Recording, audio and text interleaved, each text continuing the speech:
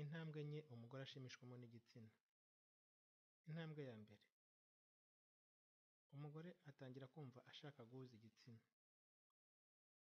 Muri iki gihe, umugore yumva yifuza guhuza igitsina.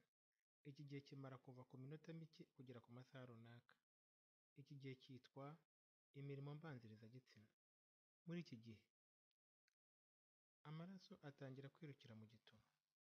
Rugongo itangira kubyimba. Igituba gitangira kuzana ububobere kikanyerera. Amaraso atangira kwirukira mu mabere, imoko zigakomera. Itira ry'umutima ritangira kwiyongera. Guhumeka bitangira kwihuta. Intambwe ya kabiri, uburyohe bwinshi. 1/3 cy'igituba ahagana ku mwinjiriro kiratumba cyane.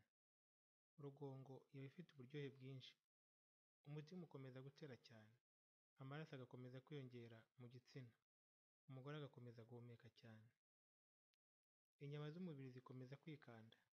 Inyama zirikanda zikegeranya mu maso, mu maguru no mu maboko. Intambwe ya gatatu, gusohora cyangwa kurangiza. Inyama zo mu gituba muri 1/3 cy'umwinjiriro w'igituba zitangira kwikanda no kwegeranya vuba cyane. Inyama muri nyababyeyi zirikanda zikegeranya. Umutima utera cyane, guhumeka bikiyongera ndetse n'amaraso akihuta. Umubiri ubwawo urahinduka, ukaba wazana urumeza ku mubiri wose. Gusohora cyangwa kurangiza nicyo gice kigufi muri ibi byose, kibarirwa mu masegonda. Mu gihe cyo gusohora, abagore barekura inkari zimeze nk'amazi zituruka mu muyoboro banyariramo. Gusohora k'umugore bikunze kubaho iyo umugabo arimo gucumita mu gituba cyangwa arimo kumukubita imboro kuri rugongo. Intambwe ya kane, gutuza. Muri iki gihe cyo gutuza, rugongo n'imoko biragwa, bigatuza bikarekera aho ngaho gukomera. Igituba kiratuza, inyama z'imbere ntizongere kwikanda no kwegeranya. Umutima, guhumeka ndetse n'amaraso byongera gukora uko byari bisanzwe. Iki gihe gikunze gutinda ku bagore kurusha ku bagabo.